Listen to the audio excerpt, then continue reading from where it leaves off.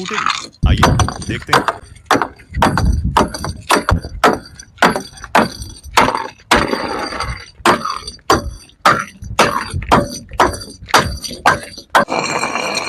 लगता है यही वाली बोतल फूटेगी, मगर इसको देखने से पहले।